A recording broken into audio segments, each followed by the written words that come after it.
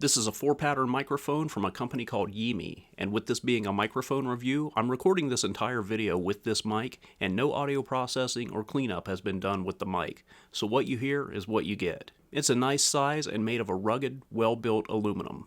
It's USB-C and includes a 5-foot cable. The mic has a 1/4-20 female threaded hole and includes a nice looking desktop tripod, but I still recommend getting a desktop boom arm. This microphone is very lightweight, and even the flimsiest desktop boom arm should be adequate for managing this mic. The arm that I'm using now costs less than $10 on Amazon and comes in an entire kit, which includes a lot of extras. The bottom of the mic has a jack for the USB-C cable and an audio monitoring output jack for headphones, which sounds pretty good. The audio volume control and microphone gain knob are one and the same. They're just controlled by pushing the bottom knob inward. If it's blue, it's controlling the headphone jack audio levels. If it's green, it's controlling the microphone gain. The level indicator is based on brightness, and I counted 14 levels from completely dark to fully maxed out brightness. Out of the box, the gain knob is cranked all the way to maximum, which you will probably want to turn down quite a lot. It causes the mic to peak way too easily. I found that taking the mic down to about level 3 gives it a pretty good sound. The default microphone format when plugged into Windows is 2-channel, 24-bit, 48,000 Hz, and that's where I've left it for these samples. And I'm recording this video around 8 to 10 inches away from my mouth unless otherwise specified.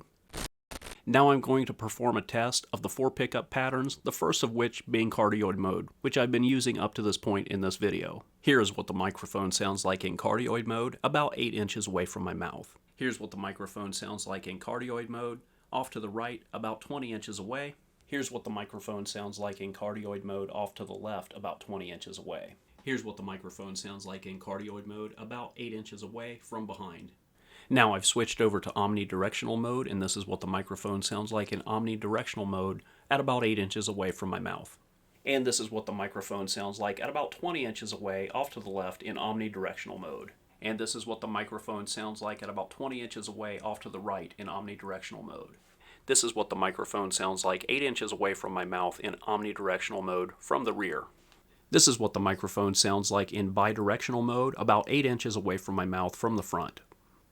This is what the microphone sounds like at about 20 inches away from the microphone off to the left in bidirectional mode.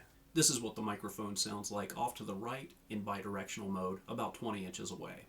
This is what the microphone sounds like from the rear about 8 inches away in bidirectional mode. And now I've switched over to stereo mode, and this is what the microphone sounds like in stereo mode about 8 inches away from my mouth. This is what the microphone sounds like in stereo mode with the microphone about 20 inches away from my mouth off to the left of the mic. This is what the microphone sounds like in stereo mode about 20 inches away from my mouth off to the right.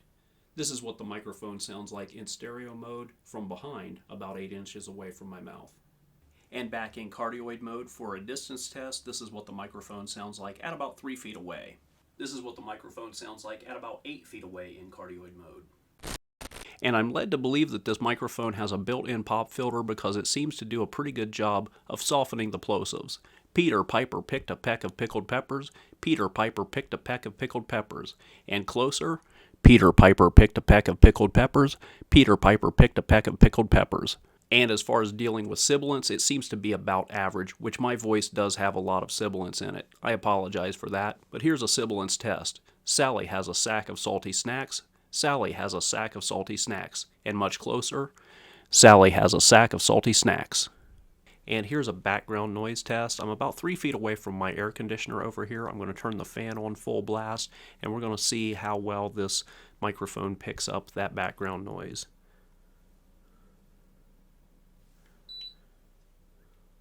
And now I've got the fan running at full blast. This is what it sounds like.